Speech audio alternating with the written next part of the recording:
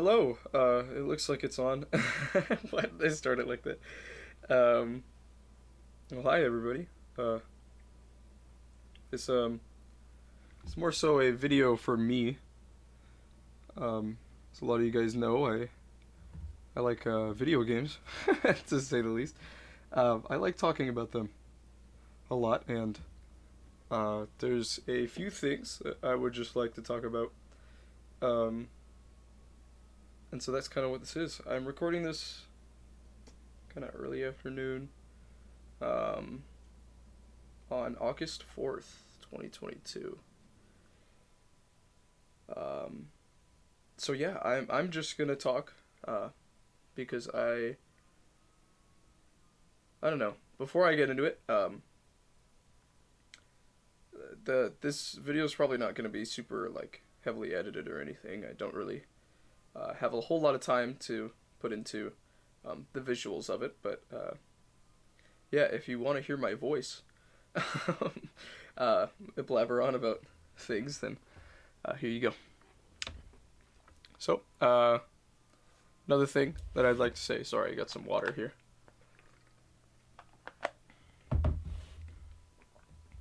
That I'll be drinking.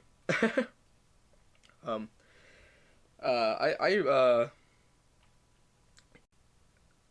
have always been very passionate about certain things, um, even from like growing up, and I, I'm not one to really uh, spend a lot of time or put a lot of time into things I'm not really interested in, I guess. Um, I don't tend to step out of my shell too often, like as far as trying new things. I feel like I kind of know what I'd enjoy and I know what I wouldn't enjoy, and I tend to stay in that area a lot.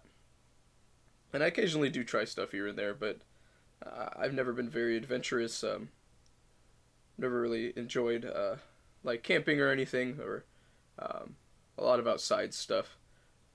I found an interest in sports recently, but like I wasn't really interested in it. And other physical stuff, I guess, even when I was a kid. And um, now I wish I put more time into it, but I don't. I even now I still would know that I wouldn't really be interested in it as much as I am now, as far as sports wise, because I think sports are really cool now. Um, but one of the things recently is I've over quarantine spent a lot of time just thinking, and you know that over quarantine, I assume this happened for a lot of us, that uh, we kind of had to we had a lot of time to spend on our hobbies and stuff. And even while I was like playing games and things, there'd be some days where I'd feel so bored or just like tired. And I don't really know why, but there was some days where I'd feel like I had a creative itch. That's the best way I can describe it. I had an itch to make something, to create something, um, to, I don't know, explore something, mainly create. I had this creative itch that would constantly come up, and um, throughout quarantine and these past 2 years. And I remember the just being confused at first. I was like, what is this about? Like, why is this here? Um, and I found that I would be able to satisfy it in a way, but it would always come back. And as quarantine went on, and especially till now, uh, within these past few months, it constantly comes back. It's just this push, this drive, this urge in me to make something. And I spent months trying to figure out what it was. Like at first I thought it was like YouTube videos and things because I used to do that when I was younger, and I enjoy doing that. I enjoy editing, and but I like, as you guys know, I got access to a computer with recording software and with a decent microphone and a camera, and I can make videos, but I never really did. I made a few, but I never really made any more. I thought maybe streaming is what something I would do. But I never really, I don't know. I enjoyed streaming a little bit, but I never really like. I feel like for what I was doing, I remember just I would be able to stream for like 2 hours maybe, but I would get so exhausted. I'd feel so tired, like I needed a break. Um, I don't know, and half the time I wasn't even doing anything. That's the funny thing. Uh, like I was just chilling out playing a game, but it was so hard for me to stream more than like 2 hours. So I don't know. I just didn't find it too much. Like I didn't find it very fun. Um, or I did, but it wasn't like super duper fun or anything. Um, which is why I never really did it too often. And it kind of my streams like dwindled out over time. Uh, what else did we have? I remember drawing. I had this weird period where I wanted to draw, and I remember starting to copy some like concept art of like Poppy from like League, um, as I like her design a lot. I thought it was really cool, and she's like kind of a simpler idea, and they posted some of the sketch artwork that they originally did when redesigning her and giving her rework. And so I remember just kind of copying that, and I felt like satisfied. I don't know. It was fun to scratch that like creative uh, side of me, but I suck at drawing. Like I can't even write. I like my handwriting's horrible. I why would I draw? You get what I mean? As soon as I wanted to start drawing something that I wasn't copying, it was like it would fall apart. Um, and drawing's still fun every once in a while. I liked it. Um, but like heck, even drawing like a circle or a straight line takes me like 30 seconds. Just to make it look decent. I seriously like I can't freehand anything, but I didn't put a lot of time into it when I was a kid, or I did, but I just kind of let myself go. I'm not great, but anyway, the point is it scratched that itch, that creative urge in me for a while, um, but it kept coming back, and I didn't really want to draw. I didn't really want to draw anymore. So one of the other things I did, I just had it on the tip of my tongue. I can't remember what it was, but um, well, uh, yeah, I'm not really I can't really think of what I was gonna say, but the like the final thing, but it doesn't really matter. The point is that I've been drawn to something, and I know it's something creative. Uh, there's something in me that wants that's been there. I think the whole time, uh, and it's wanted me to continue pursuing it. And so over quarantine, I've always, and like I've grown up playing video games, and I've always played a lot of video games, and people who play a lot of video games or a lot of the same game, they tend to try to look at the other side of the game as far as like, oh, how is this made? How is this designed? What was the idea behind this? And a lot of time that's used to complain about the game or express disagreements you have with what the developers kind of wanted. And I played Smash for a long time. I've played a lot of Nintendo games and a couple of PC games in my time, and um, so putting that much time into Smash, like I had to know and understand every single character's move, know exactly how they worked, uh, where they would send me, when you wanted to use them, all that stuff. We don't need to get into it, but I was already understanding design, and of course I watched YouTube videos on it, but I wouldn't really call that like necessarily invested. But one of the other things I like kind of grew up with and have always been interested in is animation. Um, and I love Pixar. Uh, I obviously you guys you know me. I adore Pixar and their movies, and I spend a lot of time watching videos over quarantine as far as how they make those movies, um, and how animation works, and things about the movie industry and the film industry and computer animation. And I remember finding it fascinating and just being really really interested in it. Um, but recently, probably within the last year, uh, that wasn't like scratching that creative itch I had anymore. Um, and so I knew if I ever wanted to go to the animation field, it would be hard because uh, I'm not a designer. I like creatively I can't draw. I can't I can think of a character sure, but I wouldn't call it good or anything, you know?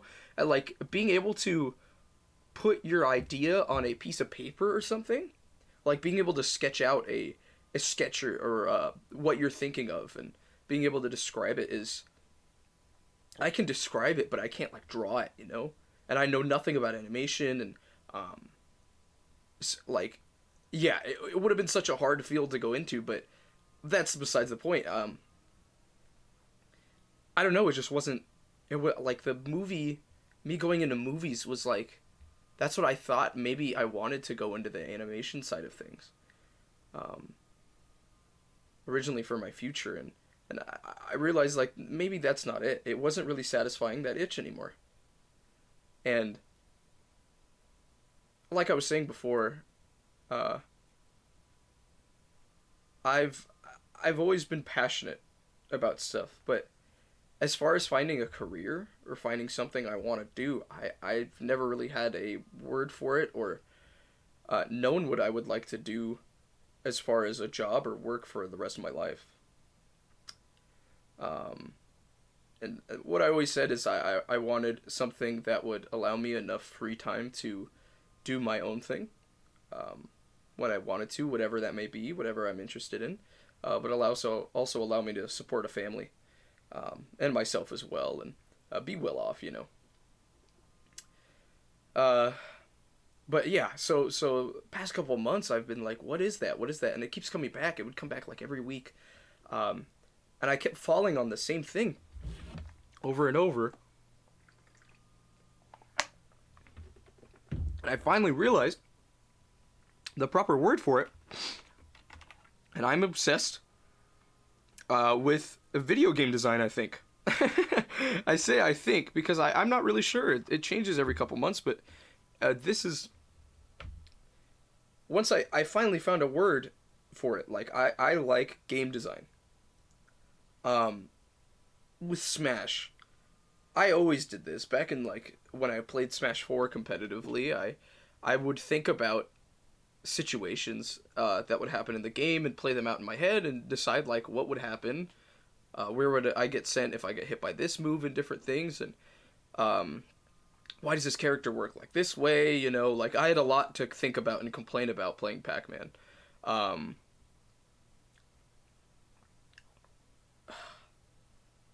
and it's also uh, nice because a lot of the characters in Smash are pretty geniusly designed from a perspective as seeing them take a character from their own video game series and sticking them into Smash, and making them work as like a fighting game character, but still feel like they're themselves. You know, Mega Man is a perfect example of that.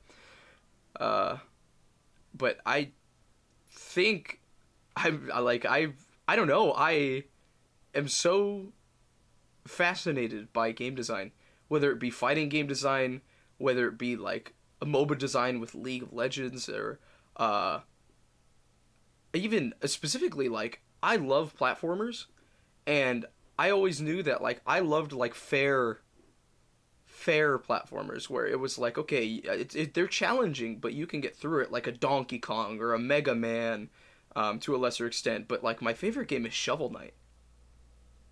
My favorite game is Shovel Knight, and I love that game because it feels fair to me.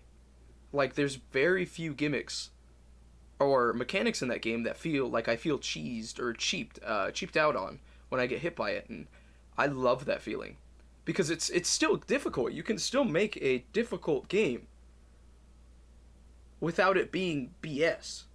You know, like I don't know. I find that so fascinating that you can ultimately you can do so many things with a video game. Like, okay, like I love fighting games and platformers specifically above all, above most games. Um and designing a platformer is probably a lot easier than designing a fighting game, because designing a fighting game is really really tough because there's a lot of variables. Um but yeah, I don't know. I think I was always interested in this. I just never had a word for it. Then one day it finally clicked. And I think this is what I want to do. And for months, I like, when I was a kid, I always said, oh, I wanted to be a video game tester. And I don't even know if that's real, you know? It was just like, oh, I get to play video games all day and I get to critique them and stuff like that. And after like a few years of me saying that, I was like, that sounds so lame. You know? I don't really want to do that. And then I moved to the movie thing, and I've been interested in animation and like movie design like that since middle school.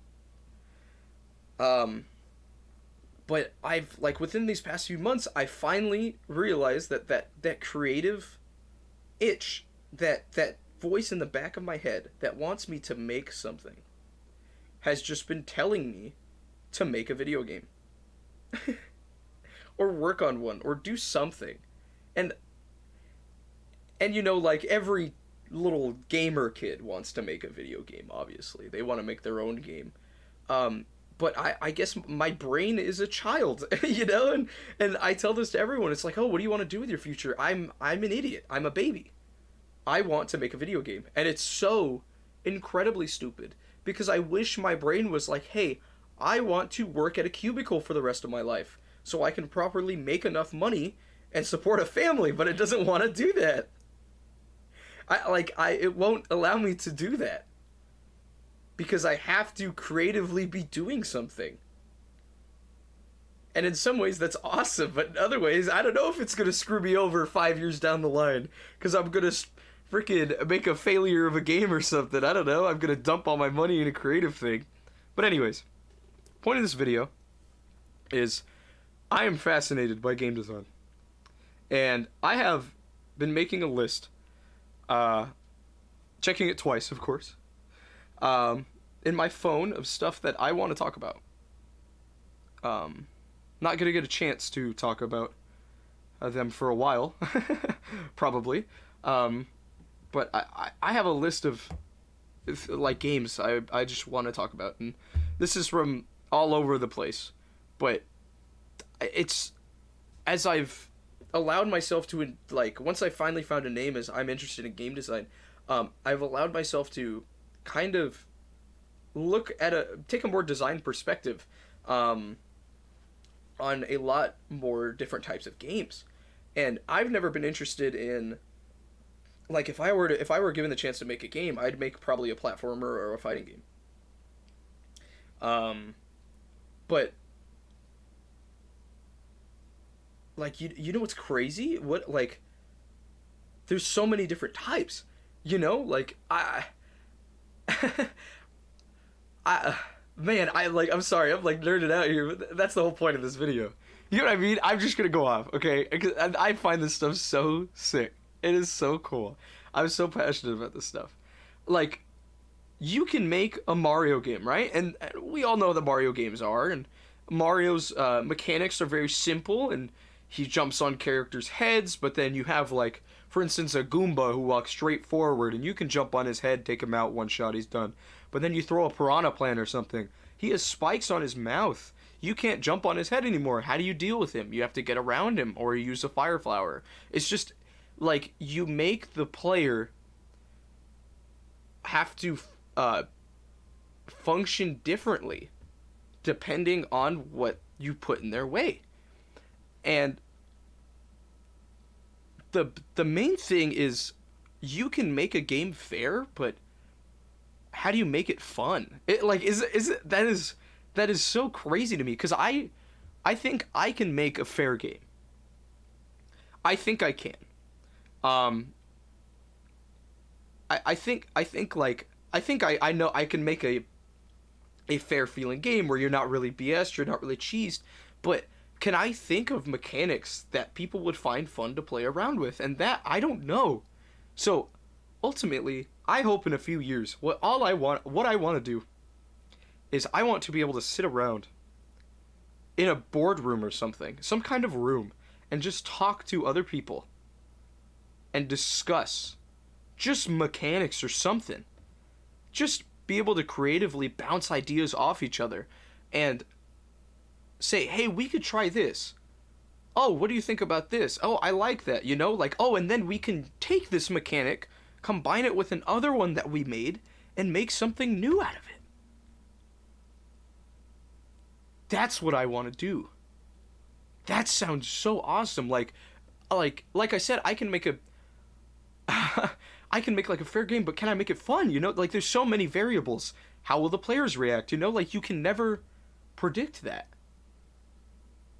And there's so many, like for instance, different types of platformers. Like you can make a Mario platformer, which is kind of similar to Mega Man, but just by giving Mario, instead of jumping on people's heads, Mega Man has a gun, and functionally they're both very similar. Because you're both killing enemies and jumping on different platforms and blocks trying to get to the next part, to get to the next level, but Mega Man is able to take out enemies at a range, while Mario has to close the gap, unless he has a fire flower, obviously. But because of that, you're allowed to design the character differently.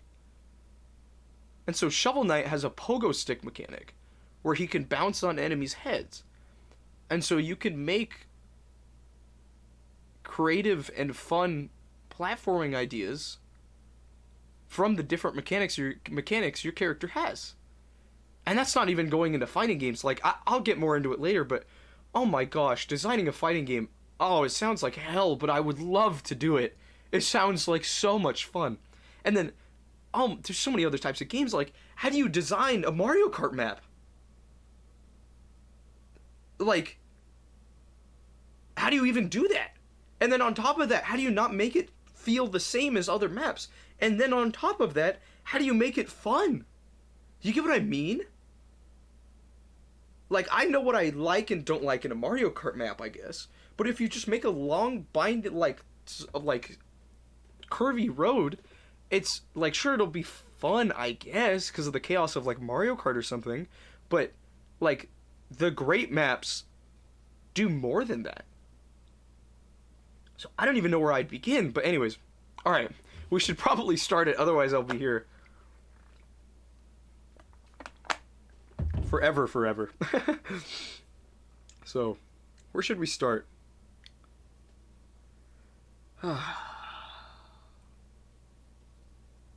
Okay, well, I guess I'll just start at the top of the list. So this one just says how much I love TF2. I know I am starting the video off with Team Fortress, but it is the Nat video. So yeah, I was gonna have to talk about it eventually. But I love Team Fortress 2, and I think, I don't know, there are 9 amazingly unique designed classes in that game. And then on top of that, there's like 20 unlockable weapons for each character, which in most cases, by equipping that weapon, you change your playstyle, but you're still playing the same character. And, of course, some weapons are better than others. Some weapons are worse than others. Some weapons don't work properly. Other weapons are complete BS. But, like, I don't even know how you how do you creatively, and even the characters in their default forms, they're so much fun.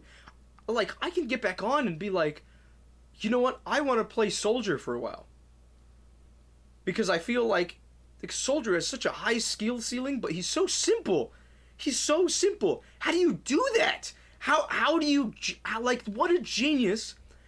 He's got 4 rockets, 6 shells of a shotgun, and then a shovel. But he's the most flexible, most offensive, like, he can be the most offensive, he can be the most defensive, like, powerhouse of a class with the highest skill ceiling I've ever seen. like, the fact that you can have, like, a soldier who's played the game for 10 hours and then a soldier who's played the game for 800 hours, and you can immediately tell the difference. But ultimately, they're the same character. It's just the classes in that game are so well designed, they allow the player to have so much freedom. And that's incredible. And that's why the 9 classes are so special. And they're so amazing and perfect in a lot of ways. Like, TF2 has an 8-second invulnerability to all damage mechanic in the game for 2 people, for 2 players, and anyone can pick the medic class and get that. The Uber charge, is 8 seconds of full invulnerability to all damage. But they made Uber so incredibly fair and well designed that when I get killed by an Uber push, I don't feel mad. How do you do that? You made a mechanic where you can turn a player invincible to all damage, and I don't feel BS'd by the mechanic. And they did it because Medic is such a vulnerable class when he's healing someone, and he can only gain charge for the Uber if he's healing someone, but when he's healing someone, he can't be shooting. So he has to rely on the teammates to protect him, and on top of that, Medic is such an easy class to call out. So you can kill him, and if he dies, he loses that Uber charge. It's gone. It's gone. And it takes a while to charge up. You have to be constantly healing. But the main thing is, once you get that Uber, and you get a good Uber push, there is nothing like it. Oh my gosh. The thrill, the dopamine that you get from a successful Uber push is awesome. You can wipe out a whole team, and it makes the medic feel great, and on top of that, the player who's getting Ubered and who's killing everyone because he's completely invincible, oh my gosh. It is such an empowering mechanic, but it's fair. It feels fair. When in reality, anyone can pick the medic class and give someone full invincibility. But it doesn't feel like BS. How often do you see a fully invincible like a mechanic in a game that gives you full invulnerability to all damage for a certain period of time feel fair? How do you do that? You know, like, that is amazing. What a genius. And, like, for instance, what other weapons can I talk about? Oh my gosh, there's so many. Oh my gosh, like the Kritzkrieg? The Uber charge charges faster, but instead of giving, when you reach full Uber charge, instead of giving the player who you're Uber charging, instead of giving them full invulnerability to all damage, you give them 3 times the amount of damage they would normally do. But the downside is they're not invincible. So in reality, they're a tank. They're dishing out tons of damage because Medic just gave them the crits, which is what it's called. It makes them do 3 times the damage. He just gave them the crits, and so they're melting your whole team, but you can still shoot him. And Medic's not invincible either. So just kill medic. And of course it's easier said than done, but it feels fair. You get what I mean? The medic had to charge that for the past, probably, I think 25, 30 seconds. He had to have his mouse held down, healing someone, and he had to survive, 12 other people on the enemy team trying to kill him. He had to live all of that for that, 8 seconds of that Uber charge. And the best part is it's fun. It's fun for the medic. It's fun to play the healing class in this video game. It is fun to play medic. And it's not everyone's cup of tea, but it is fun to play medic sometimes. And I can't say that for a lot of other games with a similar healing class. What else can we talk about? The Rescue Ranger for Engineer? Oh my gosh. Okay, so Engineer. Oh my gosh, Engineer. How... So, he, instead of being a combat class, where he has a rocket launcher or a grenade launcher or something, he has none of that. He has a shotgun, which, for instance, the Soldier, who is a damage class, he has a rocket launcher, but also a shotgun as a secondary weapon. Engineer has a shotgun as his main weapon. And so automatically by doing that, you put him kind of in a supportive role. But what Engineer has is he's allowed to build a automatically targeting turret. And he is like a jack of all trades. He can do damage with his buildings. He has a bunch of buildings he can build. He has the sentry gun, which dishes out damage and shoots people and doesn't miss. He has the dispenser, which gives ammo and healing to his teammates when they stand by him. Then he has the teleporter, which no other class can do. He can teleport anyone to another spot. But he's weaker than almost any other class on his own. In a 1v1, sure, but he can still fight you.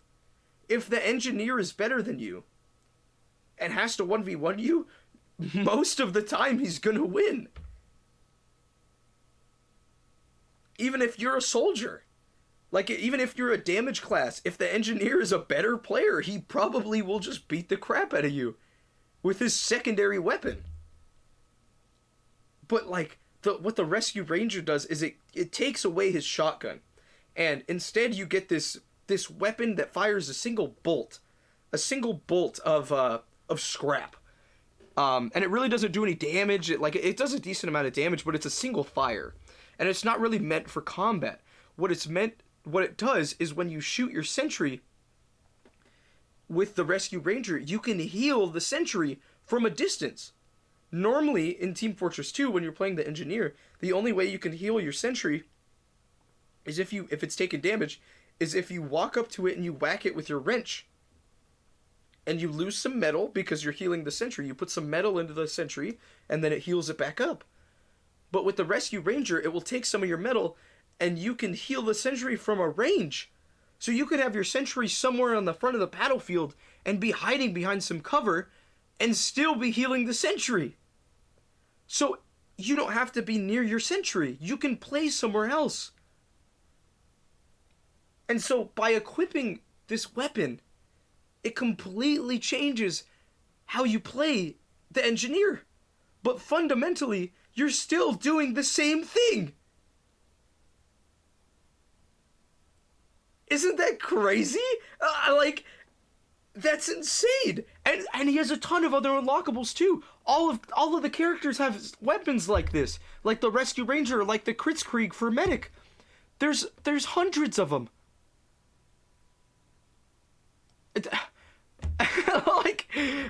And some of them are completely simple.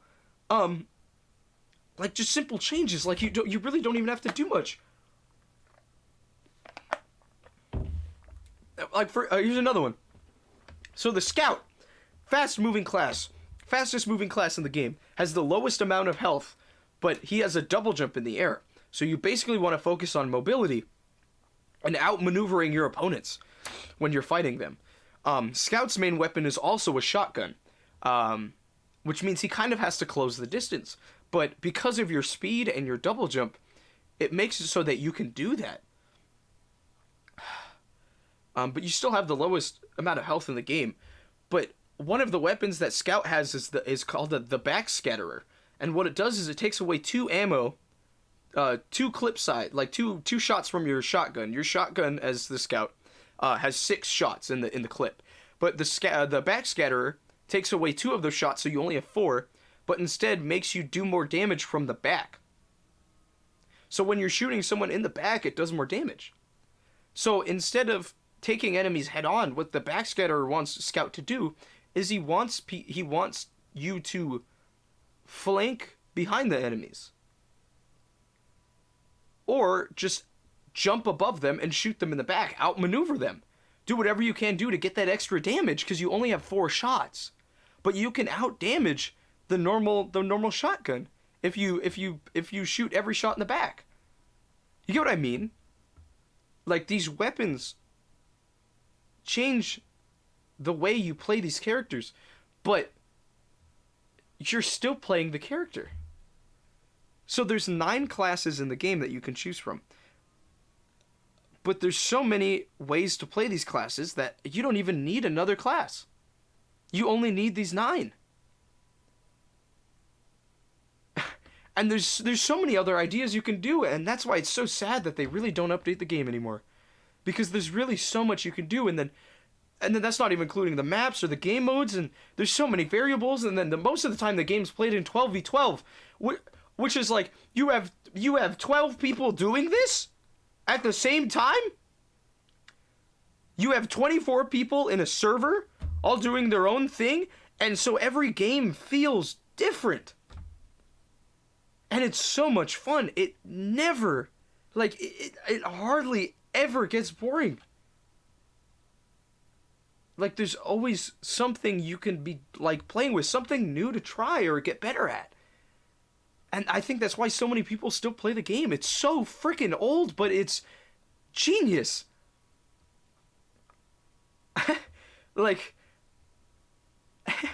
It's incredible how amazingly designed TF2 is. It's so good. Anyways, I've been talking about TF2 for 15 minutes. Well, I don't know what you guys expected from this video, because that was probably going to happen. Okay, enough of TF2. I'm sorry. Okay, I want to keep going, but I gotta keep going. All right. So this one says a Smash tier list. I don't know if I'll have time to go actually make one. I think I could quickly throw one together because I do have opinions on where a lot of the characters are, but I don't know if I'll actually have time to make a full one. In parentheses after Smash or a Smash tier list, I put it basically just gives me an excuse and a way to talk about each of the characters. Sorry, I had to turn my fan on. It's a little hot in my room. So, yeah, who do I want to talk about? I love some characters. I love a lot of the characters in that game. Man, some of them are so stupid. Oh, like Pyra/Mythra. I don't know. You know what's crazy? I love Min Min, but I don't even play her. Like when I'm in tournament, I hardly ever pick her ever. Especially recently, no, I don't play her, and she's just too good. You get what I mean? Like, they made my ARMS character super duper good, and so I don't know. I just don't want to play her. You know what I mean? She's too good. She does so much damage, so much damage, and they nerfed her shield damage, which, looking back on it, is freaking crazy how much they allowed her to have. I think if you're trying to balance Min Min a little more, I don't think you have to do too much. I heard someone complain about her weight one time recently, and I kind of agree with that. She really shouldn't be as heavy as she is. Maybe make her a little lighter. Um, Reduce the amount of damage her smash attacks do. Like a lot of the time, like for instance, Dragon F Smash does like 15% without even hitting the laser, and that's crazy. It doesn't need to do that much. Like Mega Man F Smash does I think 13 or 12%. So like Min Min F Smash does not need to do that much. What else do we have? Um, Man, get rid of her kill throw. I don't think she needs one. She does not need a kill throw. Even though it's not the greatest kill throw, it's still a kill throw. She doesn't need one. But like speaking of not needing kill throws, I don't think Pikachu needs a kill throw. Why the frick does Pikachu have a kill throw? Rob is so broken. Rob literally does everything. It's crazy. Um, I think I'm just gonna keep blabbering on about different characters. Uh, I think Samus is stupid in this game. I like. I don't even know. Getting off the ledge against Samus is impossible. I think if the Samus literally just isn't stupid, then you should die off ledge. Like if you're stuck on ledge, you should probably die every time. Um, because like they made charge shot and what is her the bombs the down B I morph ball bomb. I don't know what I don't know what it's called. The morph like the bombs. So the little bombs that she drops, you have to get off ledge, or you just get hit by the morph ball bomb, and then it resets the situation again. And of course, Samus is charging charge shot, and then if she wants you to get comboed in charge shot, she just shoots a missile, or she walks up and she down tilts you and you die at like 120. Or she down angle F smashes, or she just fully charges the charge shot and just shoots it. Which also combos out of morph. Like, if you get hit by the morph bomb and she decides to shoot it, you'll just die. Like, Samus forward air covers literally 3 out of the 5 options you can do to get off ledge, because it stays out forever. And Samus is great. She has a kill throw for no reason. Samus's grab is good. Her aerials are good. Her edge guarding is good. Charge shot combos. Literally the projectile combos, and still does like 36% fully charged. Still shatters shields. Less than it did in Smash 4, thank goodness. But she has jump mix-ups out of it. Super missile's still really good. It prioritizes like almost over any projectile. Her hip arses are good. Her back air is good. Like she's so good. She's so good. Because the whole game is just a mix-up. Like but Samus has such like she has such an advantage on those mix-ups. Because you either like shield her stuff from that medium range, or she just tether grabs you. And I'm sure it'll be easier offline to deal with Samus stuff, but online, like you can't react to her tether grab. You just can't. You just can't. And then she has a Zera to get back on ledge. Her recovery's not even bad, because a screw attack is good. It doesn't kill, but screw attack is a good move. It's still a great out of shield option. It's mad frustrating to get hit by because it takes forever. Samus is super good. I think everyone underrates Link. I don't know why everyone hates Link for whatever reason. Link is freaking stupid. Up B out of shield is so good. Up B in general is so good. But he has this broken Nair. Bomb is an excellent move. Boomerang is still really, really good. Arrow's alright, but of course it's alright. It's Link. But his aerials are super good. He's got good combos, excellent kill power, an incredible anti-air game. Like, a kill throw? A broken Nair? You know, like his recovery's alright, but if you're good at bomb, like, if you're good at dropping bomb, a lot of the time you just ignore it, you know? Link's a good character. Why is no one playing Link? Why is no one playing Link? Why is no one playing Hero? Someone pick Hero, please. Please pick Hero. Hero is not bad. Hero is good. He counters so many characters. Like, he's a great counter pick. No one's playing Hero. Like, people say he's slow and his, like, sword swings are slow. Sure, they're slow, but they do so much damage and so much shield damage. and your spells are all good, you don't even need to use down B most of the time. In a lot of matchups, you really don't need down B. But because you have down B, you have access to so many spells. There's that one hero player, Nair, I think his name is Nair, and then it's like Nair up, I think, like with a little arrow or something. Um, he's incredible with all those spells. Like you could trap with side B, you have neutral B, level 1 neutral B combos, level 2 neutral B prioritizes almost every other projectile because it's 2 fireballs. Level 3 neutral B is still really good. Like kills super early, does a crap ton of damage. It takes a lot of mana. Like it's not bad. Then you have Psych Up, Oomph, Flame Slash, Crackle Slash. What's the big spirit bomb? I can't remember the name. I'm forgetting it. But anyway, that thing takes all your mana. Up B out of shield. Hatchet Man's not a good move, but you know it's there. It's funny. Bounce, heal, zoom. Yeah, like this character is so cool. Hero is so sick. He's got that like the most interesting forward tilt in the video game. I love his forward tilt. It's so cool. The shield bash that blocks anything into the sword swipe. I wish that move was better. You know, like I wish that move was a little quicker. Because that move is so interesting. Like, you can outclank people because you're sticking your shield out. There's no other move like that. And then you punish them with the second sword slash. What a genius move. Why is it so slow? And then he's got a broken up tilt. Then he crits 1 out of 8 chances. Dude, he is such a cool character. You have to balance mana in a platform fighter? He's so sick. Someone play him, please. Someone play Hero. Play Hero. Oh my gosh, I love Hero. And then I want to talk about Banjo. I've been playing a lot of Banjo recently.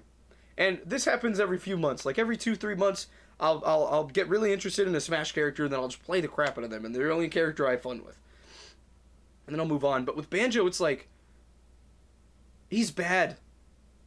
He's kind of bad. But low-key, he's alright. Do you know what I mean? I can't believe that there are so many people who wanted this character in the game and they won't play it. Like, please someone pick Banjo. Like, please pick Banjo. He's so much fun. He's so much fun. Wonder Wing sucks. I get it. Down B is his best move. But it still sucks. It explodes too early.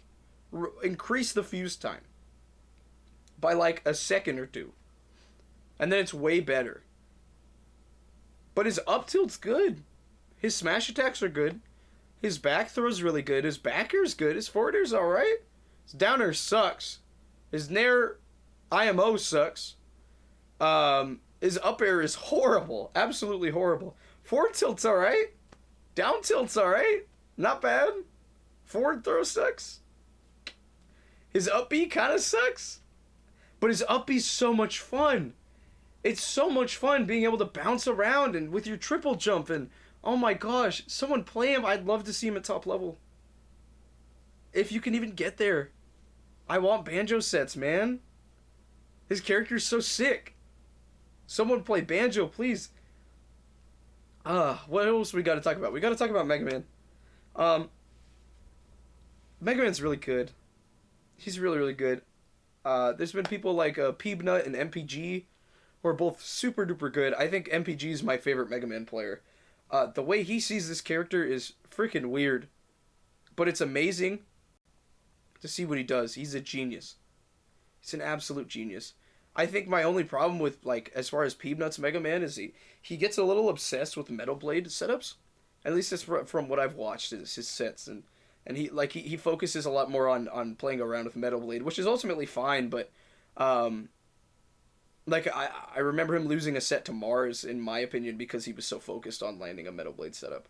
Or like just so tunnel visioned on getting a kill confirmed with the Metal Blade. And yeah, Mega Man's really cool. there is an endless amount of stuff he can do, and for his meta to be pushed. And as time goes on, I think he struggles in a lot of matchups.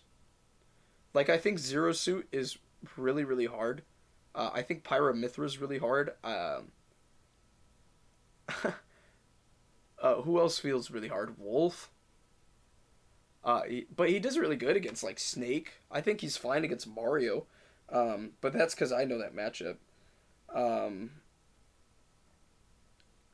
Yeah, there's... Mega Man's up there, dude.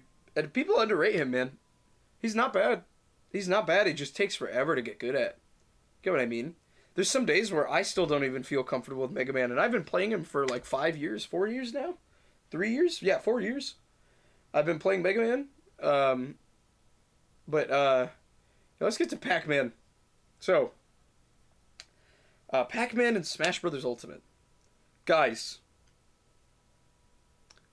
he's not as good as everyone says he is. I promise you. He's like worse Rob in a way. Where Rob can zone. Rob can grapple. Rob can box you. Pac-Man could do the same things, but I feel like worse. Because I think Rob's just better.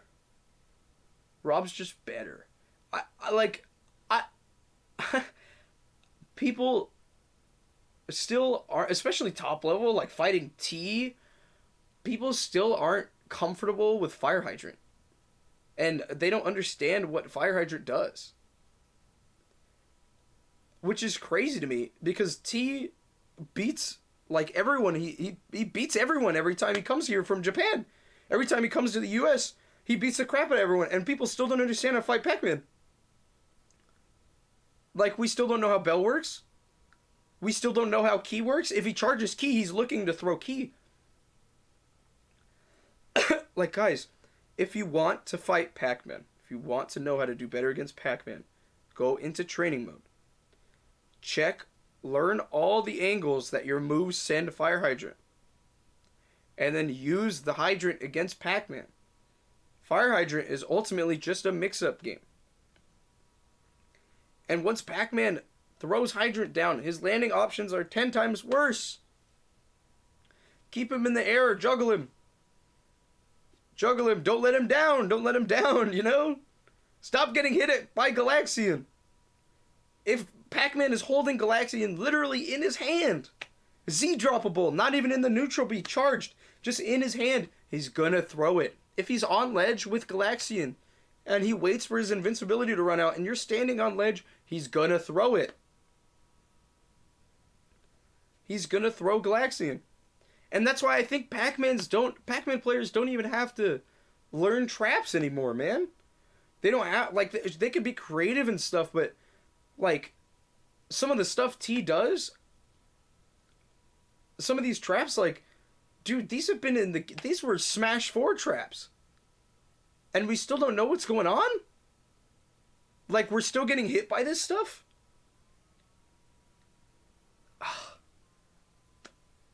I don't know, man. I genuinely don't think Pac-Man's, like, good. You know, I don't think he's top 10 at all. I disagree. I don't know if I'd say Mega Man's better, but I think Mega Man's close. I don't know, man. Like, I genuinely still think people don't know what to do against Pac-Man.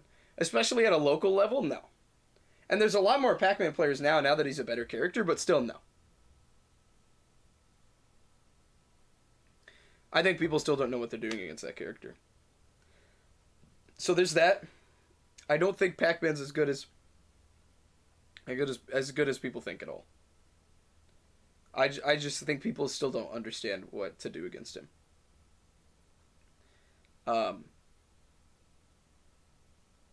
So yeah, there's that. I'm not sure if I had anything else to talk about as far as Smash. Sorry, let me get some water.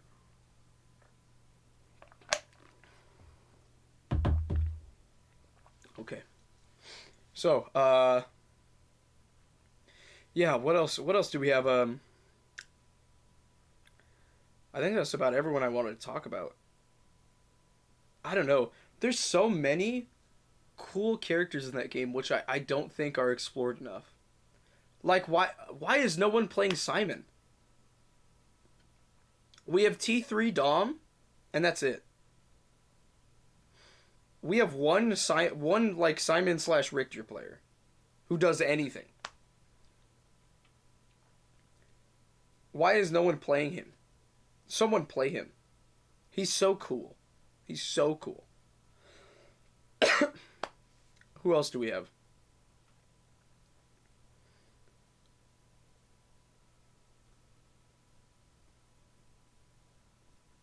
Inkling's really good.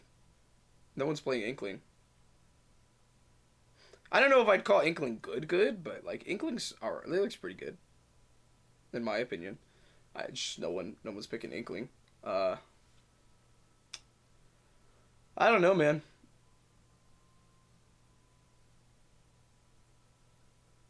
I'm not sure who I'd put like as worst in the game. But there's so many characters in Smash which are like they're unexplored.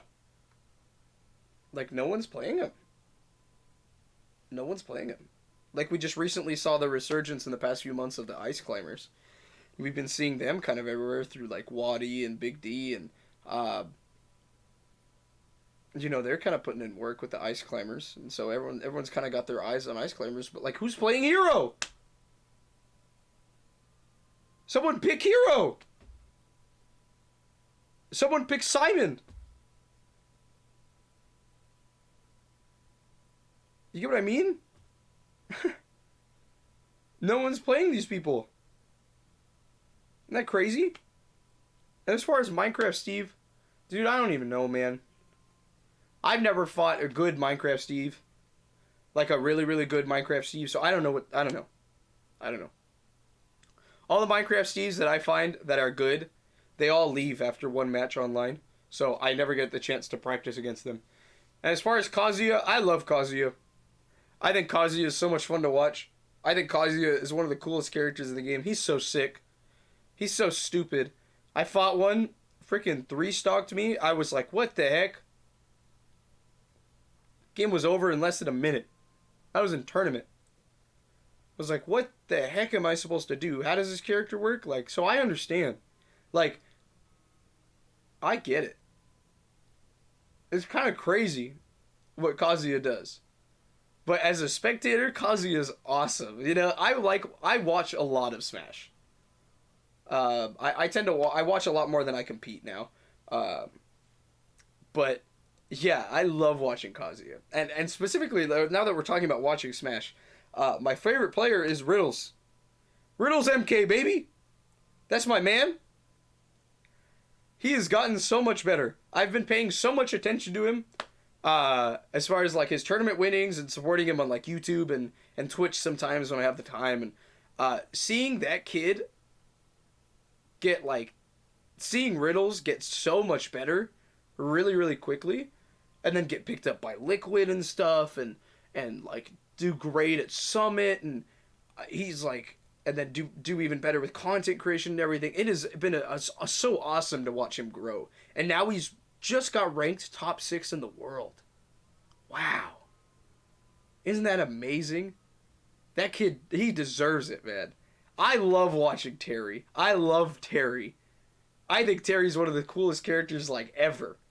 I don't know why I find Terry so awesome. I just think Terry's so sick. And so, seeing Riddles play Terry, oh my gosh. I love watching his sets, dude. And Riddles trying to be the best in the world, dude. He'll make it. No doubt in my mind. He'll absolutely make it. Leo's up there, bro. Got a long mountain to climb, but kid's motivated. And it's been awesome seeing him like get better and better every tournament he goes to. He's just got to win a major. Just got to win that major. He's so close. Got to get up top 2, and then we're there. But yeah, Riddles will be the best player in the world. Eventually. I have faith. I love Terry, man. I love watching him. I just love Terry. So, Yeah. Anyways, moving on. No more Smash for a while. Or at least I think I'm done talking about Smash. But thinking about Smash Brothers from like a design standpoint in a way is so amazing because some of like most of those characters are all viable, man. Like you can do pretty well with a lot of those characters. And so it's cool watching it. I like watching it a lot. I love watching Ultimate. Um, yeah, why is no one playing Sora? Someone pick Sora. Play Sora. Please. Anyway, moving on from Smash Brothers. I want to talk about. So I this is a funny one. Should grab some water before this. Mouth's getting kind of dried out. How much I'm talking. But this one is Admiral Brickell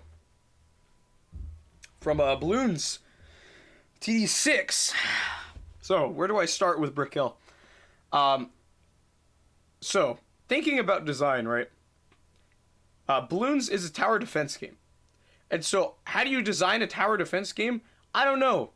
It's probably kind of simple, you'd think. But I'm not really sure. Anyway, in Bloons Tower Defense 6, they have these heroes, right? And they're not normal monkeys or towers that you buy. They're like their own unique characters with their unique abilities and stuff. And they level up the longer they're on the map and the more balloons they pop. And from being on the map, they gain experience. And then they level up and they become stronger and they unlock more abilities. And they're all unique in their own way. And there's a bunch of like designs with them, and they're really cool. That's a nice addition. And one of the characters is Admiral Brickell, and she's this monkey girl, like on a ship, on a boat, like kind of like a navy ship. She's got like a pistol, and I think so. The way Bloons works is you can only place like ships, like the Monkey Buccaneer or the Monkey Sub, in water. And some of the maps have water where you can place the monkeys, and some of the maps don't have any water at all. Or some of the maps are mostly water. But it depends on what you're playing. But you can select Brickell as your only hero because you're only allowed to have one hero when you're playing. And so I got Brickell because I thought she looked cool. I started playing her, and she sucks. She's horrible. So like, I think Brickell is awful. I think Brickell is so stupid. So what Brickell wants you to do is one of Brickell's abilities is here. Let me start over. So the way Brickell attacks is she has a gun in her hand, right? So she'll shoot balloons with the gun. There you go. Nothing special. But her little sub, over time as the round goes on, she'll start dropping these landmines in the water next to her. Around her. She'll drop these landmines. Or like the water mines. And so when balloons get near her and pass her, the bombs that she's built up, the mines that she's built up, they'll go straight to the balloons and pop them, right? So she does some explosive damage, and she also has her gun, and she's constantly shooting as long as they're in the range of her ship. But one of Brickell's abilities, two of her abilities, is she buffs herself. So she gains attack speed and does a little more damage and stuff, and gains some more range, I think. And she also buffs all of the water monkeys, like the Buccaneer or the Submarine, that are in her AoE, that are around her. But here's the thing. Brickell needs space near her in order for her to put her water mines. So why does her ability require you to be near other monkeys? You know what I mean? So her ability, in order to buff other monkeys, requires other monkeys to be near her. But if there's monkeys surrounding her, like Buccaneers and something, sure, she could buff them all when she pops her ability, but then her sub, her little ship thing, has nowhere to put her mines. So the game just won't put the mines. So then she's half a character. Because she's doing half the damage output. So why does she do that? Do you want us to, like, do you want the player to surround Brickell with other, like, monkey ships to do more damage? Or do you want her, like, on her own? It doesn't make any sense. It's conflicting. That's what I think. And then on top of that, she has a third ability, her final ability, where she drops this giant mega mine bomb in the water. And it's on a cooldown, and you can drop one mine, and as soon as balloons pass by it, the mine will just go to the balloons, boom! Big explosion, right? Does a ton of damage. Pretty good ability. And it stays there for a while. But you can't drop the mine on land, so you have to drop it in water.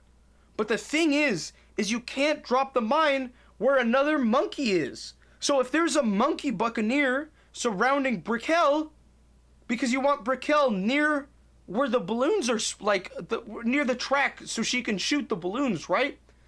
So if you surround her with monkeys, then you can't put the bomb down, the big mega mine down.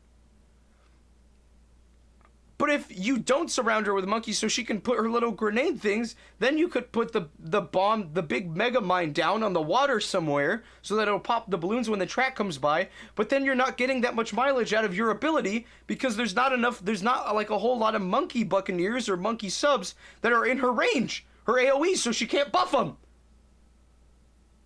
Does that, what? Like, like, apparently she's a good character. Apparently she does a lot of damage because that giant mega mine and stuff. But I can't even, I don't understand. I don't know. Brickell makes no sense to me. And I've played her a lot. Like, I use Brickell all the time. And I'm not some competitive Bloons player or anything. I don't know life the game anymore. But I've played it a decent amount. And Brickell's design makes 0 sense to me. That's all I wanted to say. I think Brickell is stupid. Now I'm going to drink water. Now, the next thing on my list is my experience with Mario Maker 2. So, this requires a little bit of backstory. As you guys already know, I spent like 20 minutes talking about it. I'm interested in, I've kind of found that I really like level design and game design in general. And I had the first Mario Maker on Wii U, but I don't use my Wii U anymore. So Super Mario Maker 2 has been out for a while, and I thought about buying it, but I ended up skipping on it. I don't remember why, but I just didn't want it. You know, I just wasn't interested in the game, and I've never been a huge fan of Mario, especially like Mario 2D platformers. I love the 3D games. I think they're all fun. Like Mario Galaxy 2 is a game I grew up on, one of my favorite games of all time. But like the 2D Marios, I find them boring now. I think there's so many more creative and more interesting 2D platformer games, which take the ideas of Mario and do them better and more fun. So I don't really play, like the new Super Mario games, and you know, I've tried playing some of the older ones, and I'm just not a huge fan. I just kind of like Mario as a platforming character. I'm not really super into because he's really floaty, and he tends to, he's just kind of floaty, and his whole game plan is jump on the characters' heads and stuff, and sure, the power-ups make him play different, but Nintendo tries to keep the Mario formula, like the 2D Mario games, pretty simple, and I get that, because you need Mario's big mascot, big 2D platformer mascot, and you need him simple. That's not to say none of the games aren't unique or anything, it's just they're not my cup of tea. Like, if you give me a brand new Super Mario Brothers game, but you put a Donkey Kong next to it, I'm choosing Donkey Kong. Because DK just has so much more weight to him, man. When he rolls and he jumps and he lands on the ground, oh my gosh, you feel that. Like, you feel that impact. When he lands on someone, you feel that. Like, the sound effect is just Ah, dude, I love DK. Like, I'd rather play DK, Mega Man, like, I don't know. Yeah, the 2D Mario games aren't my thing. Which is part of the reason why I skipped out on Mario Maker is because like I don't really want to play more 2D Mario. But within the past few months, since I was really interested in like game design and level design, I wanted to make a level, and I think like what a better uh, what's a better way to do that than play the game where they let you make Mario levels. So I bought the game, and I actually put a decent amount of time into it. I it scratched that itch for a long time, and it still kind of does. I still enjoy making levels. I made about 4 in total, and there's so many different gimmicks in that game, like different mechanics and stuff you can play around and or play around with when making your level. It's really fun. It's really really cool. And the greatest part about that is they have like their own like little social media thing, uh, and like you can like people's levels and stuff, and you can share comments and things, and you can upload your levels, and there's different tags, and you can assign them to be played in multiplayer, and there's a ton of stuff you can do in that game. And if I had some more time, I'd definitely dump some more creative juices into that game because I had a lot of fun doing it.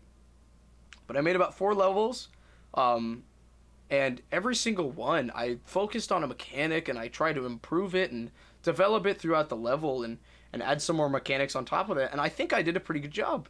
And I've had a lot of friends and family play it, just play my levels, and I love seeing how they react and the different ways they take on the obstacles that I made. And um, that kind of cemented to me that I really am interested in like a game design or just level design. Maybe level design specifically. I don't know. I love level design. But yeah, watching like just seeing how they react to things, and oh, I could have made that a little more fair, or oh, I could have made that gimmick more clear, or I should have redesigned that part a little bit, maybe put some coins to make the path where you're supposed to go a little more clear, all that stuff. I remember I would make a level, and then I'd go back and edit it for a while, and then I'd be like, you know what, I'm gonna post it, and then I'd replay it a few times, and it's like, I could have done better here, I could have done better here. But I felt like after my 4th level, I made like a decent. I think all of my levels are decent, but I think they could all be better. And I felt like I was learning while making them. So I genuinely had so much fun with that game, and I'm really glad I bought it and put some time into it. And the greatest thing was, um, I started playing this game in 2022. The game came out in like 2019, I think, and apparently there's still people playing it. Cause like I uploaded a level at like 3 in the morning one time because I had just finished it, and then I wake up the next morning, it has like 3 likes and 8 plays, and then that's still like that level did great. It has like 27 people that played it, and then like 6 or 8 likes, and I like it warmed my heart. I was like, wow, people actually like my stuff. Maybe I'm not horrible, you know? Like maybe this could be a genuine thing. I don't know. But yeah, that was my experience playing Mario Maker. It definitely allowed me to play around with the idea of making a level for someone to play in a game, just in general. And some people are really creative. I've seen some awesome design levels on that game, and it was just really fun to play it. And like it was even better that to know that people were interested in my stuff and actually liked it and enjoyed it. Like, what an incredible feeling when someone is interested in your creative endeavors. Isn't that crazy? Wow. And people support you and stuff, man. It's awesome. Man, I've talked a lot, but we got a few more to go. A few more to go. So, all right. So we got a few more to go. Oh man. All right. So, next thing we got to talk about is ARMS, baby. I love ARMS. I love ARMS so much. I'm talking about the game ARMS. I love ARMS.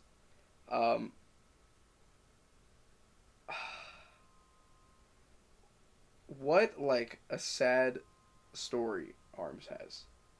Like, they clearly had a vision, had an excellent creative team behind the vision, and they made. I don't think they were able to make what they wanted to. Cause Arms feels polished. There's a game there. There's a skeleton of a game in Arms. It functionally works. There's functionally stuff to do. There's characters to play as, and those characters are amazing.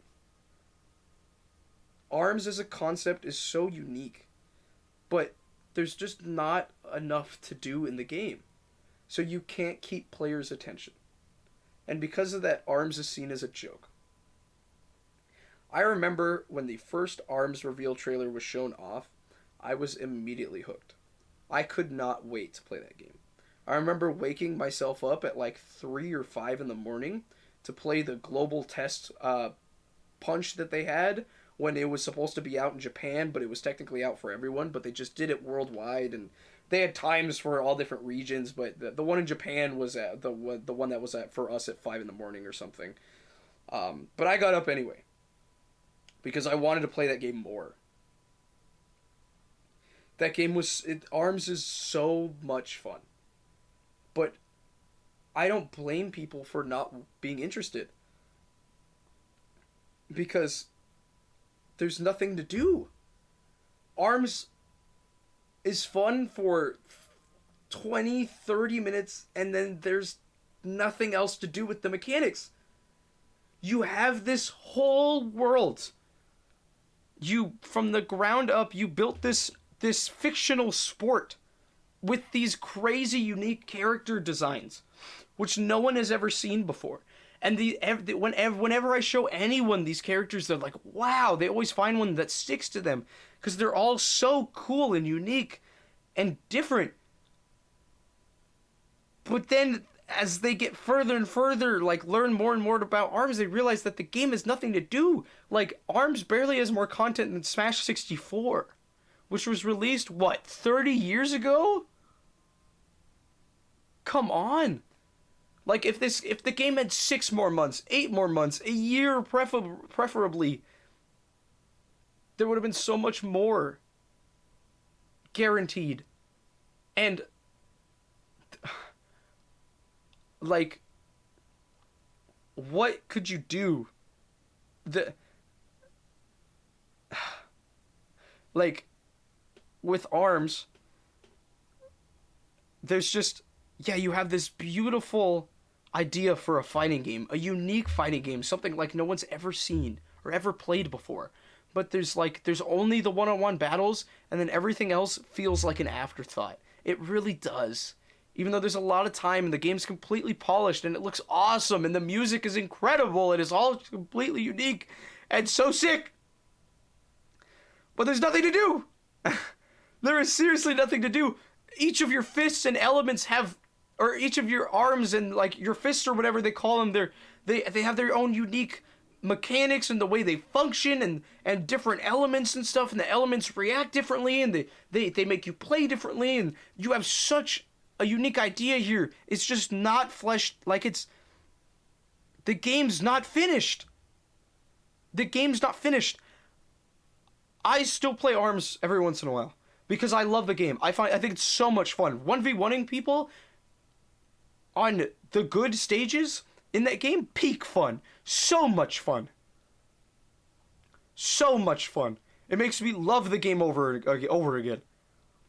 But I just wish there was more people involved and more people paying attention to the game. Nintendo isn't even paying attention to the game anymore. I don't know how Min Min got in Smash. That was a miracle. And then when they put Min Min in Smash, they put Arms for free. They gave away Arms for free for a week. And I got all my friends playing it, but I was like, oh, this is their chance. They can put it on sale or they can make it free forever.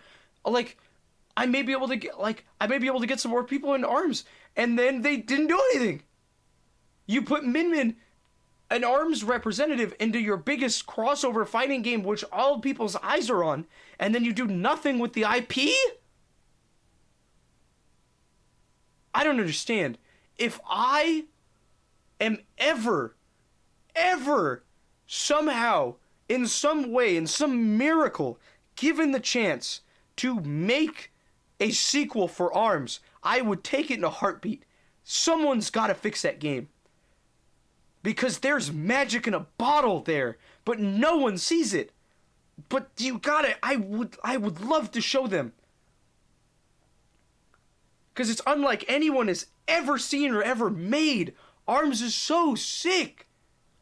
Like, I had an idea the other day. There's so many things you can do with this idea. You just, like, I don't know, like, what if you made ARMS? What if you gave ARMS a, like, salmon run PvE type game mode? Where you play with your friends. The lock-on system's a little weird for that type of thing with, like, targeting different enemies. But the amount of stuff you could do, like, I don't know what you'd be fighting, but you'd be fighting some kind of evil thing. The lore's already there. Dr. Coyle, you know, like, the lore's made, the world's there. Just, Nintendo, give people who like ARMS in your office, get, like, 80 people. Give them 2 years to flesh this game out, make a sequel, and let them go hog wild with it. I promise it would be good. If you get Mr. Yabuki back, who loves that game, he loves what he made, he loves ARMS, it would be good. Because the mechanics are all there, you just need to let these developers flesh the idea out. Because as of right now, the game feels half-baked, and that's why no one cares about it anymore, man. You didn't finish the game. That's why no one playing Mario Tennis Aces anymore. You didn't finish the game. You didn't finish Mario Golf. You didn't finish Mario Strikers. Dude, come on. Finish your games. Make good games. They will sell well. It's not hard.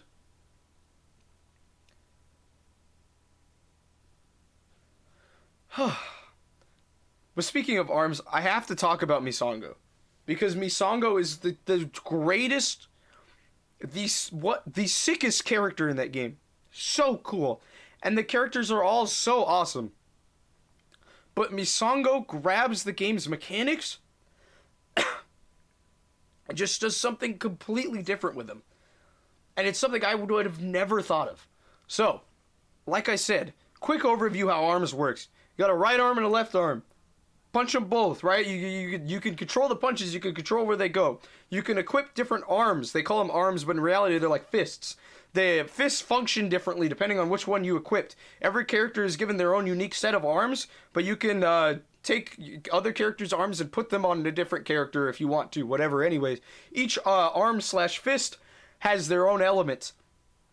So for instance, there's a fire element.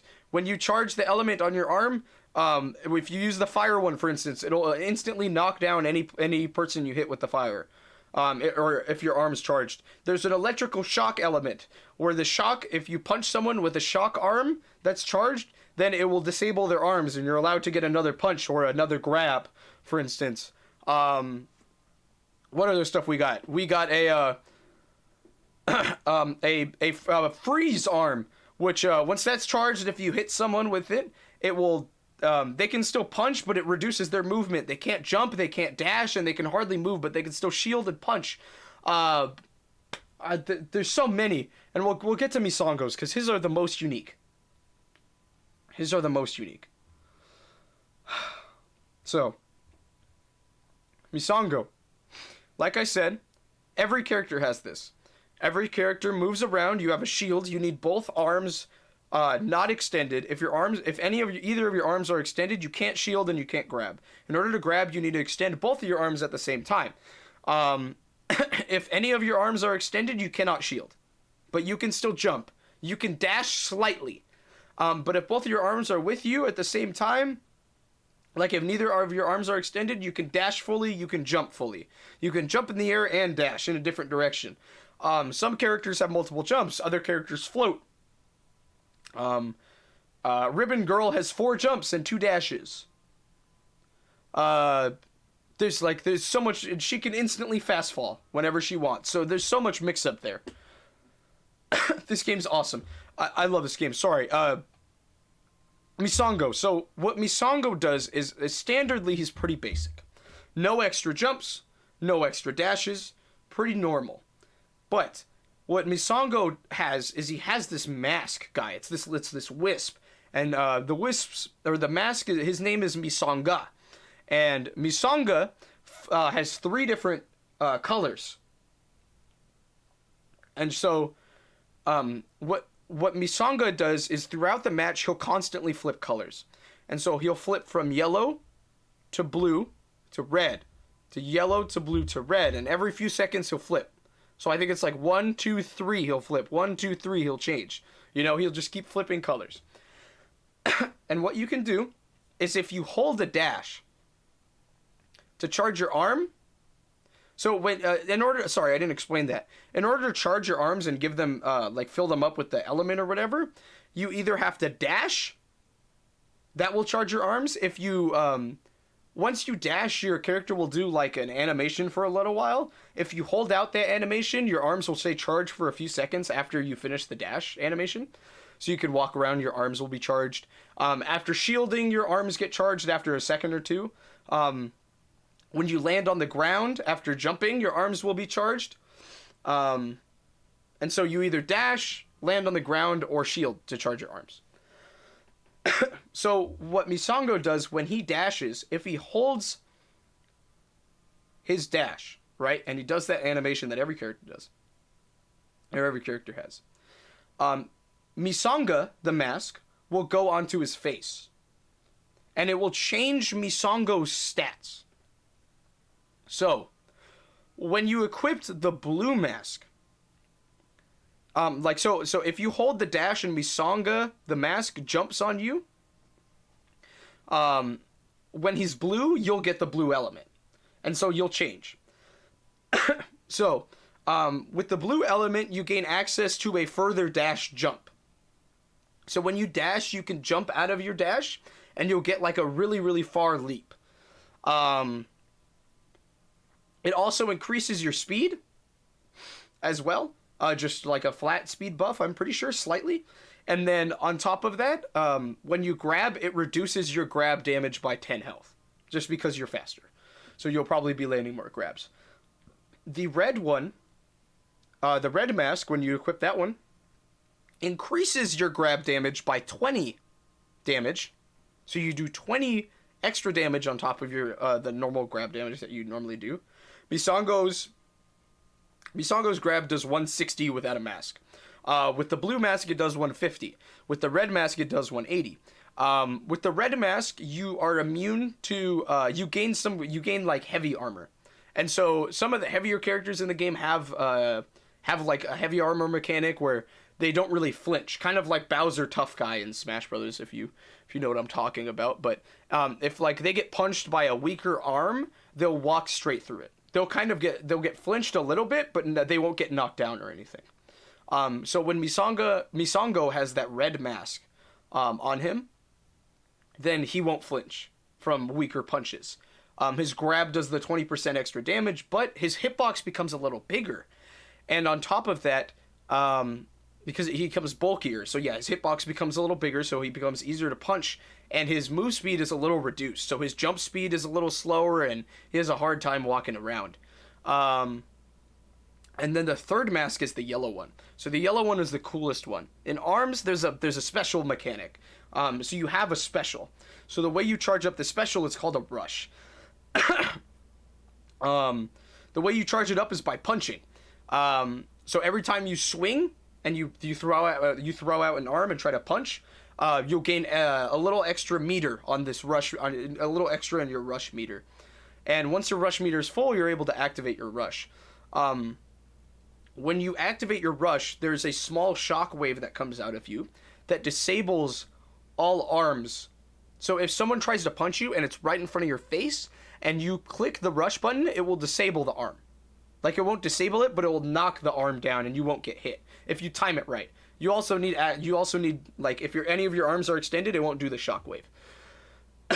But yes, if you activate this rush, then it will send out that little shock wave, and it gives you access to like a unique set of punches. So Basically, what the rush does is, in general, it makes you punch a lot faster, and your arms get like super duper like fast. So you just basically, it's like a rapid punch. Like you punch super duper fast, and you get a lot of damage in on your opponent if you land a hit or something.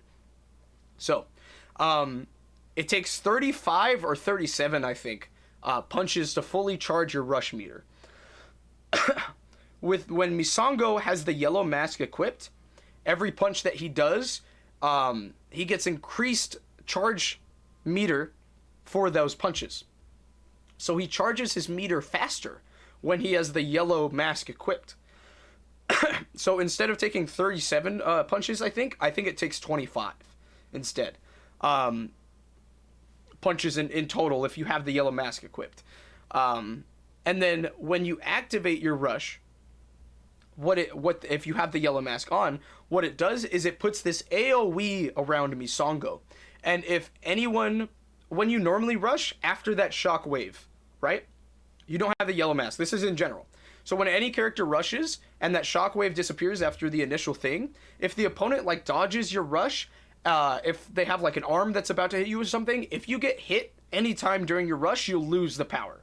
And it only lasts for like 4 seconds. So if you get hit at any time, you lose it.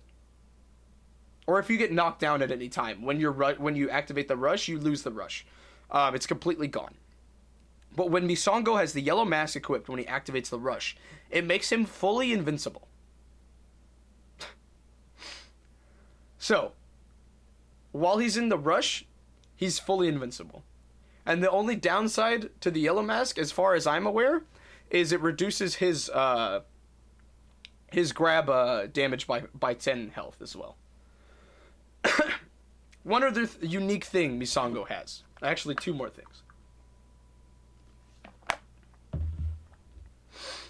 When you shield, after about a second, Misonga, the mask, will go in front of your shield and become this little pillar.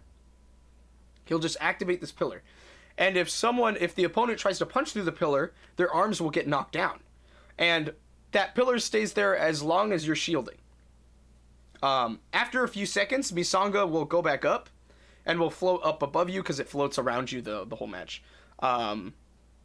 Like I said, it just reacts to what you do. Like if you want to put him on you, you can. But yeah, after a few seconds, the pillar will go away, and then he'll just come back down if you're still shielding. Well, if you let go of shield, Misonga will stay in that pillar for like a second or 2 after you let go of shield, and then he'll go back up. So Misongo can literally spawn a pillar where you can't punch through. But the thing that makes this balanced is if Misongo punches through the pillar, then Misonga immediately disables. So he immediately goes straight back up. The pillar disappears because Misongo punched through it. But since Misonga, the mask, stays there for a few seconds after Misongo's done shielding, if Misonga wants to, he can walk into Misonga, the tower, the little pillar that the little pillar that Misonga, the mask, made, and Misonga will immediately turn into Misonga will put the mask on him. Basically, whatever color Misonga is, the mask will immediately go on to Misongo. So you're allowed to spawn this little pillar, have an interaction against your opponent while playing around it, and then if you want the mask that Misonga the mask is, then you can immediately walk into it and the mask will instantly become yours. Like it'll immediately equip. So Misongo is so unique, and he brings such an interesting playstyle, and that is completely complemented by his arms. The set of arms that he comes with. So every character comes with 3 in their set. And what Misongo's is his element is poison.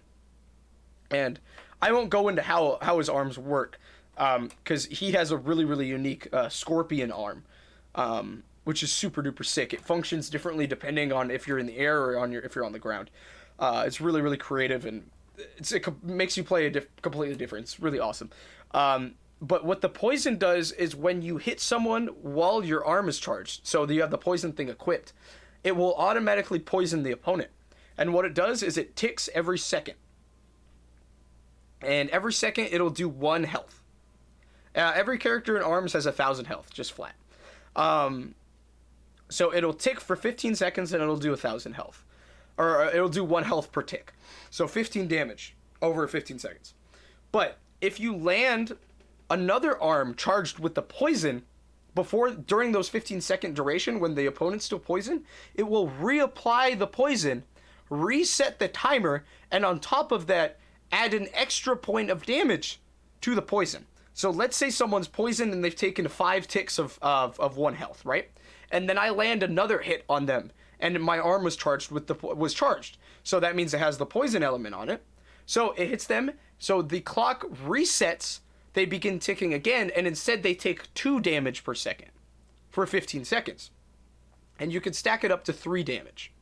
And you can keep reapplying it, but it won't go to 4 damage or 5 damage. It stays at 3. 3 is the max.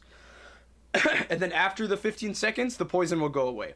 But it encourages Misongo, or anyone who equips these arms, to play around that poison element. And if you... there's a lot of times in the game where they kind of encourage you to equip 2 different types of arms. So like, let's say one is a shock arm, one has an electrical element, and then one has a fire element. But with Misongo, the way I like playing is I like to focus all on that poison mechanic, because I think it's so much fun and so cool and so unique. So I have both of my arms as poison. So I just purely focus on the poison, just reapplying the poison, and making sure I get as much damage and as much value out of the poison mechanic as I can. So, that's my talk about Misongo. Oh, I love that character. He's so cool. And there's so many other unique characters like that in that game. Like Lollipop is so sick. What an interesting way to take the mechanics that they currently had and just turn them on their head. And then Dr. Coil kind of breaks, like, she does her own thing. She's, like, almost completely unique. Doesn't even have a jump or a dash. She just kind of floats in the air.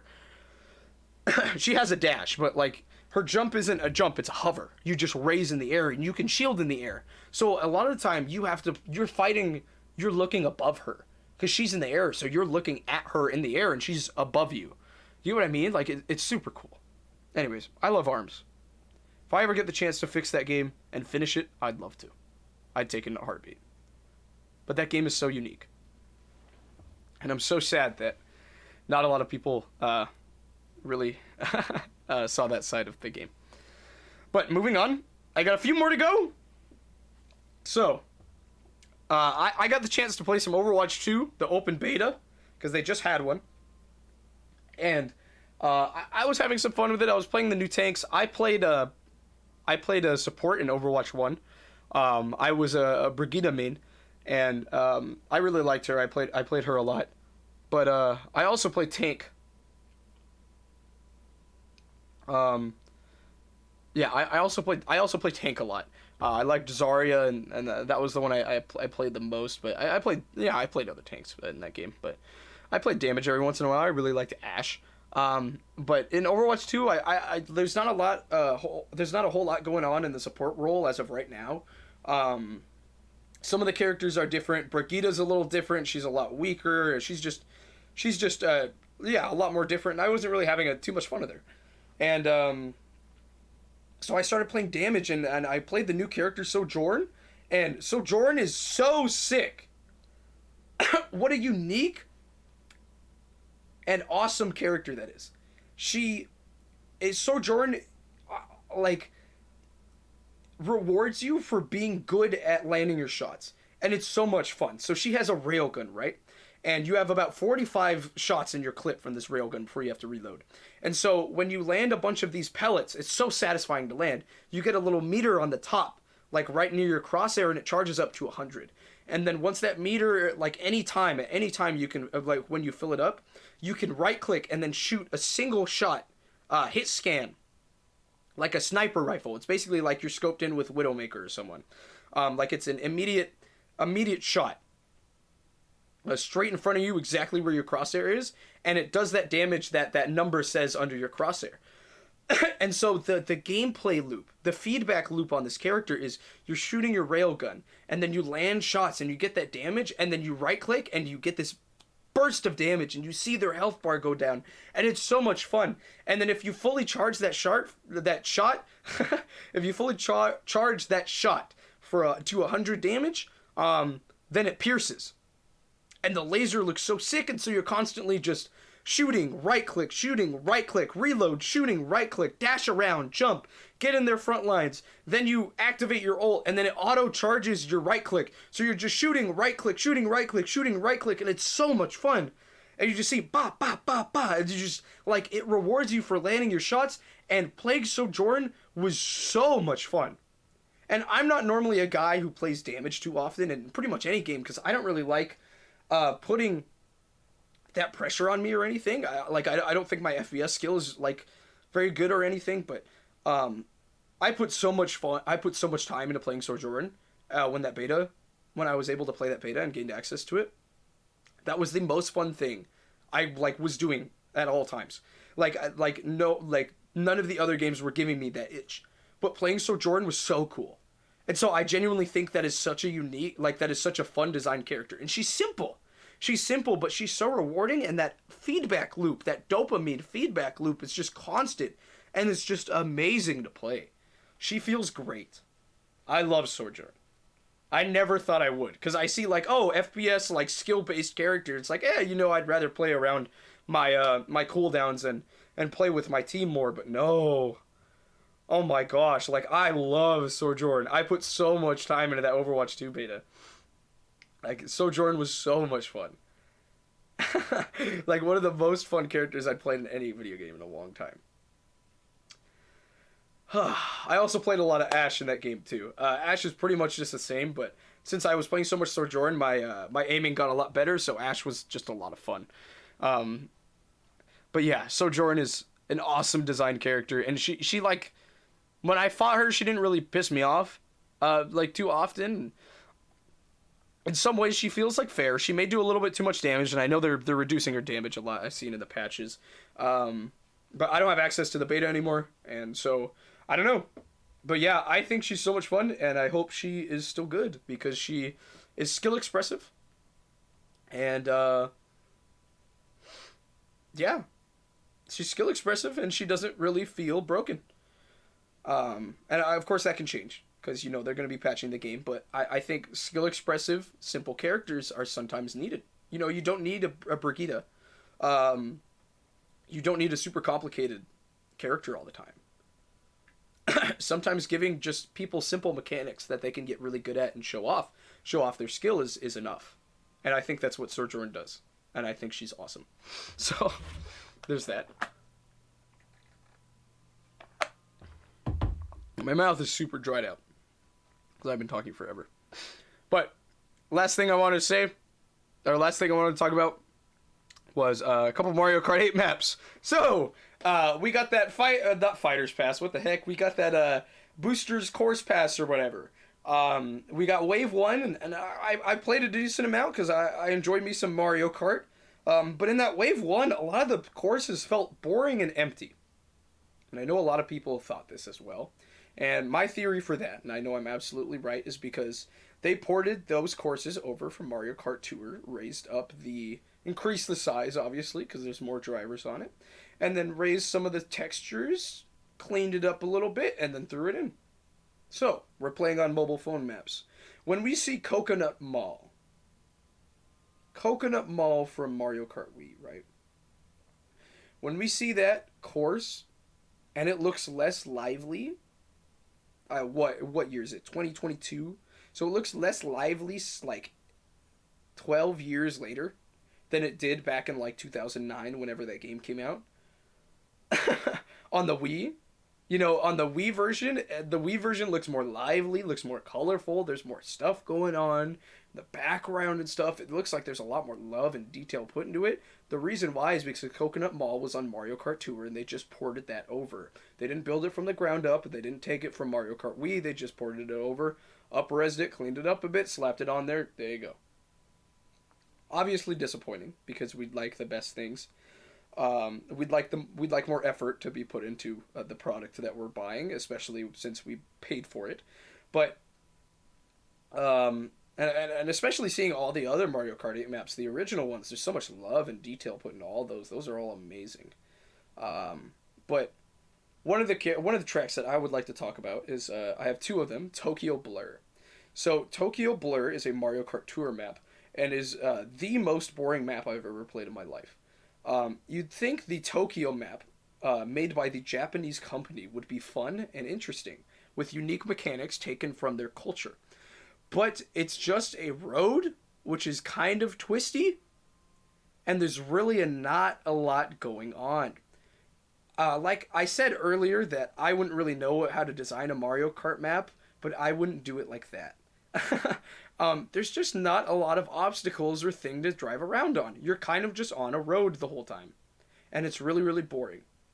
So what Tokyo Blur does, and this is because it's from Mario Kart Tour, is it takes you through a unique lap every time you, like every lap is something unique. It makes you on a different turn. It puts you on a different turn, a different track, and so the laps are all completely different, all three.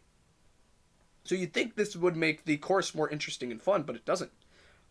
Because Tokyo Blur genuinely feels like a blur. All the bridges are too big. They're so freaking big, so none of the items are bouncing around everywhere. I hardly ever see any other carts. There's no one there.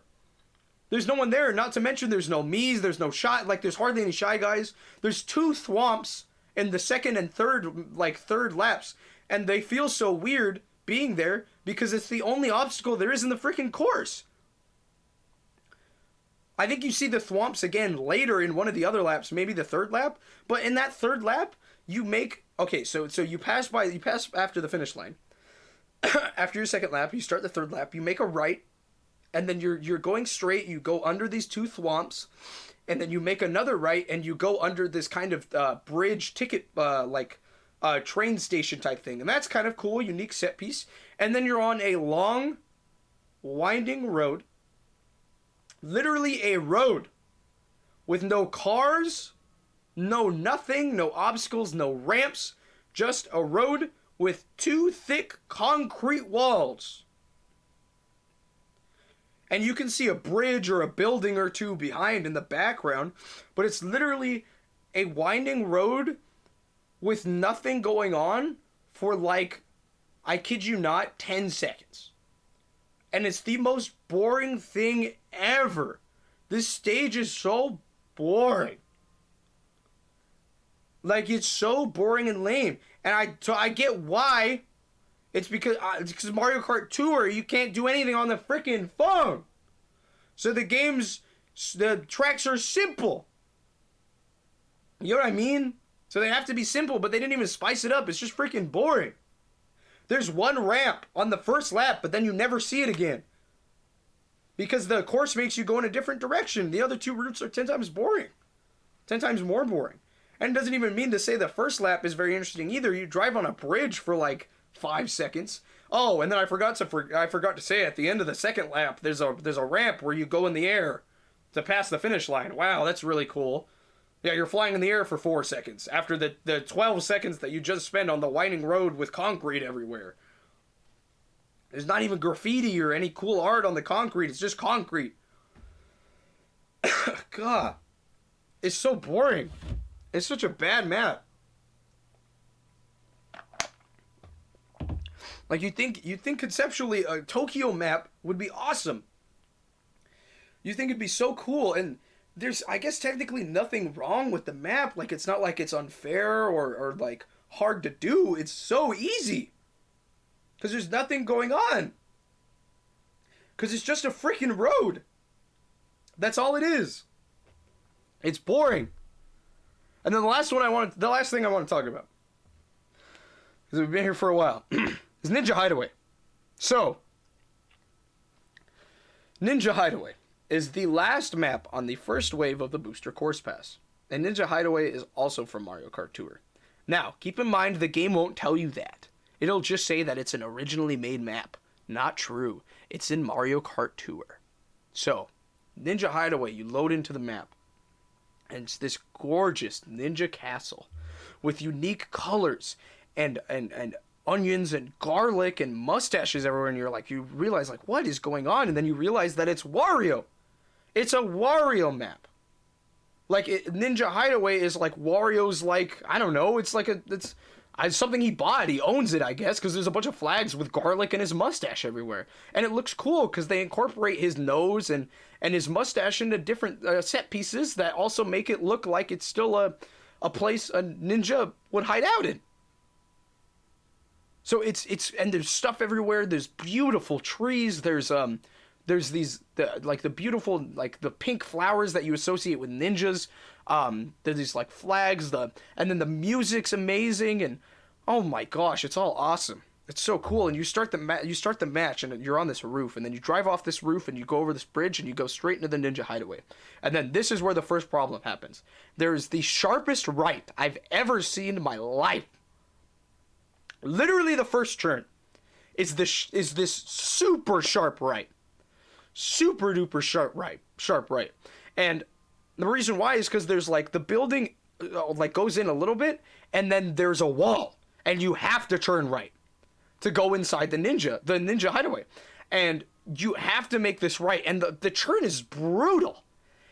And then you get on this little bridge, you make a left, then you make another left, you can go up the roof, and then you go past this place with a bunch of ninjas and like shurikens and stuff, and it reminds me of like that one ninja game from Nintendo Land, that kind of thing. It's clearly inspired from that, and then you're driving forward for a while. There's a couple ramps, there's some item boxes, coins to collect, there's these big giant shuriken, things coming from the roof, and they like might crush you, and they're in your way. Driving around all this stuff, and then there's the sharpest left turn I've ever seen. There's this room that just has straight up a wall. There's just a wall right there, and then there's one arrow kind of in the back that tells you need to turn left. And this room is kind of big, but not really. And the reason why it's not really that big is because one of the set pieces, so I told you about those big spiky things that raise from the roof, or they come from the roof and they drop down and they have shurikens on the bottom, so you can jump on those things. You can jump on that thing, right? That final one, there's 3 of them. You pass by 3 of them. And that third one, if you're lucky and it's on the ground, if you're on the ground level and the spiky thing goes on the ground, you can actually drive on top of it. And the reason why is because there's a little ramp. Like you can go on top of it, and then at the end of that platform of the spiky thing, there's a lift off. There's a ramp off of it. And so you're obviously going to take the ramp and then get the speed boost. But if you get the speed boost, it's impossible for you to make the left turn. So it sends you straight into the wall, and then everyone passes you because you have to spend all this time turning around. And so I just want to say I love Ninja Hideaway. As soon as I clicked on the map, I fell in love with it. Like, I think Ninja Hideaway is an incredibly, like, conceptual, sick map. I think there's so much cool stuff going on, and I think there's so many awesome set pieces, and I think it's just so unique, and it's such a cool map, and such a cool idea. But I made sure to play this map with people who had never played it before, and people who played Mario Kart for years, you know? Like, some of my friends and family, and they had no idea how to play this map. And they were all complaining and just like, I don't know where to go. Oh my gosh, that was such a sharp turn. Oh man, I hit the wall again. I have to back up. You know, like they were having a miserable time. And of course I find it fun.